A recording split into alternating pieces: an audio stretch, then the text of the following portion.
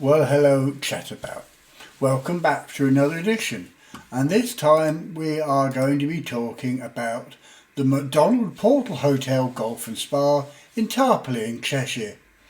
But before we do get into it, please don't forget to subscribe, like, share, and comment on my videos, whichever you select. So let's have a quick look at this hotel then. This is the main buildings that I'm going to show you now. Which is set in fantastic grounds, all very well planted and lush and very well looked after. This is the reception area, and I did find the staff to be very helpful and very polite indeed. They couldn't do enough for you. The bar, which I didn't visit the bar, but I'm told that it's really good, and they seem to have good selection of beers, wines and spirits. There's also conference rooms available to hire and use in the hotel. I did have a sneaky look in one of the rooms and they did look very clean and tidy. A swimming pool, which I didn't use. We were only there for 2 nights, but it did look stunning. And some superb views out the windows while you're in the pool as well. There seems to be plenty of exercise equipment available in the gymnasium. Plenty of changing room facilities. And of course the place is all based around a golf course because that's mainly what it caters for. People swinging their clubs and knocking their balls around. I don't know, you tell me. I've never got golf, but that's what it's all about really. But the scenery there, the golf course itself is pristine, and there's some beautiful shots I'm showing you here of the golf course itself and the golf club, the 18th hole, the watering hole. But it does look spectacular, and just driving through it, the view is wonderful. So where's it located? Looking at this map, it is located in Cheshire. It is very, very easy to find, although there are a few little country lanes around where it is. Car parking, okay. So there's plenty of car parking there. It seems to be a reasonable big car park. There is a bit of a walk down to the hotel itself from the car park, but nothing that nobody should be able to cope with. Just on the outside of the hotel, before you go into the reception, you will find that there is a pro golf shop there, where you can rent buggies. I think you can rent golf clubs and things like that as well, I don't know, but you can certainly rent buggies and book time on the course. Then as you can see, the grounds are superb, very well looked after, and all clean and tidy and well presented. Plenty of signs on the walls, and there's also cigarettes bins everywhere, so that no need to throw cigarette butts on the floor for those people that smoke, and I don't anymore. It is a AA 4-star hotel, and it has had various awards, including the 2013-2014 AA Hotel Group of the Year award. So going into the reception is clean and tidy, well presented. As I say, the staff are very helpful. Looking out through the bar, there are some fantastic views, and in the summer it'd probably be lovely sat out there on the veranda having a pint or a glass of wine or something like that. Going down to the rooms, all the corridors were clean, tidy, well signposted. There's also, which is very, very handy, these water pump things where you can get sparkling or still water. I did look into the public toilets and public toilet spaces, and they were also clean and tidy. Stairs and lifts were all great. Lifts didn't make any horrible funny noises. And going down to the bottom floor where we were, heading to room 110, that's where there are conference rooms available to use. So we were in room 110. Now the initial issue that I had with it was the cards wouldn't work. In, out, red, the doors wouldn't open. So there was a problem with the door cards. When we got the cards, one of them wouldn't work at all. It was red all the time. One was intermittent, it would go red, then green, then red, then green, and you'd stand there like a wally pushing it in and out, and eventually it would open the door. So there is a problem with the cards, and I heard other people complaining about it. So looking at the bathroom, it was all clean and tidy in the bathroom. Obviously easy access room for disabled people, maybe in wheelchairs, and it has got the red pull cords. The sink in this room is a bit lower to allow for disabled people in wheelchairs. There's hand soap, there's the mixer tap, which is really good. It was perfectly clean. The toilet itself, there was a little bit of staining on the inside of the lid, which kind of let it down a little bit. Just very attention to detail. The towels, there were plenty of towels. A heated towel roll which was on but wasn't hot. There's plenty of shower gel, hair wash and things like that. An empty holder, I don't know what it's for. Now this flexible pipe is supposed to run through that bracket to stop it dropping and hitting the bath, but it's not going through there, and you can see where there's marks made on it where they've tried to get it through but failed miserably. The plug itself just spins and spins and spins. Now there's a reason for that. It's supposed to be connected to this, which you're supposed to be able to open and close it with, but it's broken. So as a result, you fill a bath and it keeps emptying again. There is a trouser press, which I didn't try, but a trouser press, and a large mirrored wardrobe. Plenty of hangers, plenty of shelf space at the top. There is some spare towels in there and things like that as well. I noticed that there is a cup here for an iron and an ironing board, but there's no iron, which seemed a bit bizarre. It's obviously missing and hasn't been picked up by the room service. So there's also a safe. Now, quite easy to open the safe. You put in your code and press the square button, hash button. Oh look, what's in the safe? It's an Insta360 X4. Ah yes, I've been waiting to get one of these for ages. So that's going to be my next review and unboxing, so keep your eye out for that. So to close the safe, all you do is enter the same code, or any code you wish, and press the hash button and it's locked. So you also get a rack for putting your case on while you're unpacking into the hotel. We did find when we got there we couldn't see tea and coffee. Well, that's because it's in the cupboard and there is tea and coffee available for you to use, and a small kettle with a short cable, and it is a small kettle. The TV itself is it is a good TV, LG, but the TV is a little bit small for the room, to be fair, and from a distance from on the bed it is very hard to see properly. For a big room like this, it really should have had a bigger TV, I feel. The remote control was broken. There's a piece of plastic missing from it, one of the big round buttons, but it did still work. So then you had a desk, and on the desk there is an Ethernet connection point. In the drawer you will find a hairdryer and a Gideon's Bible. Also you can leave hangers on the doors and you can book breakfast in bed, and there is a big in-room dining menu available. There's a couple of comfy chairs, a table with a water jug and some cups, glasses and some books about Cheshire, and another comfy chair there. The view outside is really quite nice.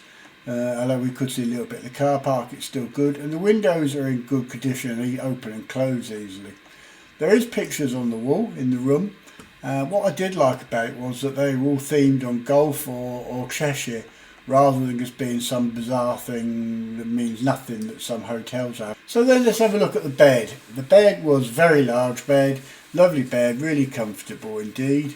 The bed in itself was really good condition, soft cotton, and the pillows were duck feather, but they were really comfy and you can't fault the bed. It was very comfortable indeed. The left hand side bedside cabinet had a telephone, a writing pad and a lamp on it, but bizarrely no drawer that you could open to put anything into, which is a bit strange. The right hand bedside table was the same. No table lamp on this side though, which made the room a little bit dark on that side. There is a cable, a pull cable for emergencies, and a light switch, but again no sockets, no USB sockets for charging phones or anything like that. One radiator in the room, wall mounted electric radiator, and for a big room it actually was very efficient and warmed up the room very well.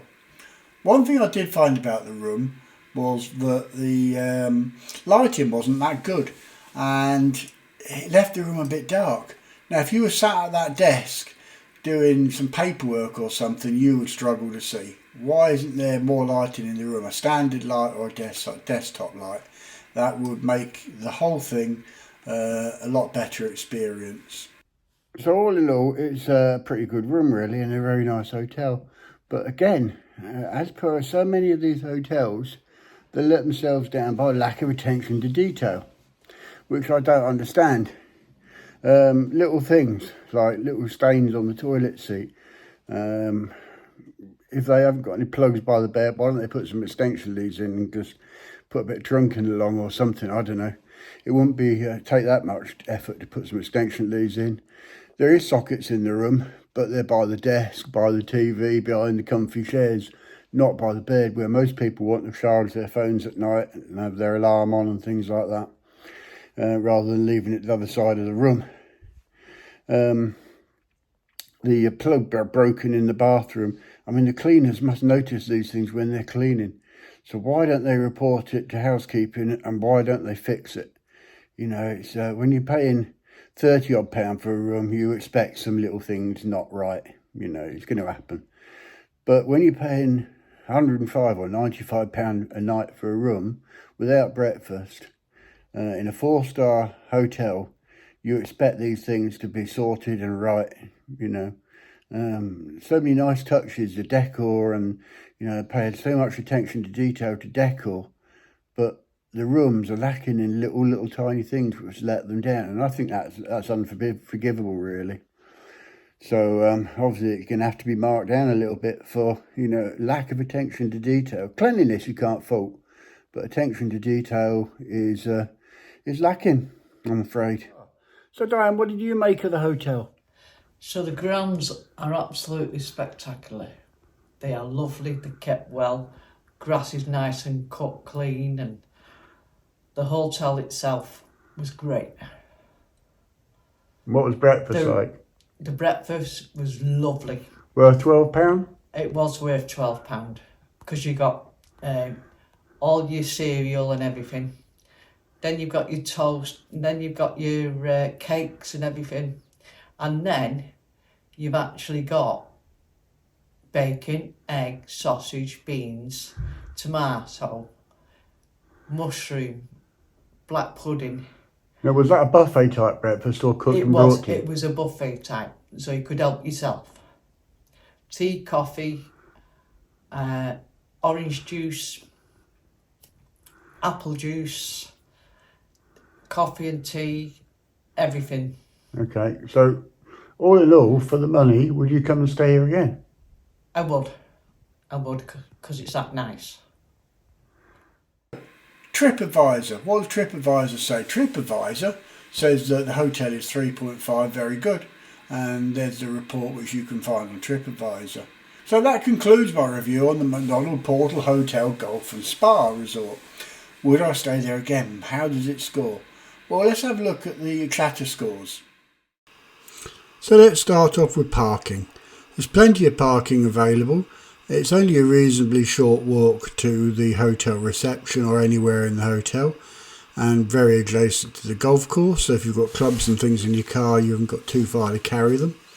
There is a little bit of uneven ground here and there though, which is a bit of a shame. There is plenty of lighting there for night time, and there is CCTV cameras on the car park as well, and the car parking is free. Food, I didn't experience the food myself, but my good lady Diane did, and she said that the breakfast was superb and couldn't praise it enough. Staff seemed very helpful and friendly. Everything we asked of them, they done their best to help us out, so good marks for staff. Cleanliness, the hotel seemed very clean. I couldn't really find anything that was not clean other than the toilet seat, which is a bit of a shame, otherwise it could have got a bit of a stronger mark on cleanliness. Attention to detail, and this is where it fell down on its face a little bit, with things like the bath plug spinning round because it was broken, and no bedside table on the right hand side of or left hand side, whichever you like to call it, of the bed. no sockets by the bed for charging phones and things like that. So just a few little niggly things that it lets it down for attention for detail. Comfort. Overall, the hotel was very comfortable. It was warm.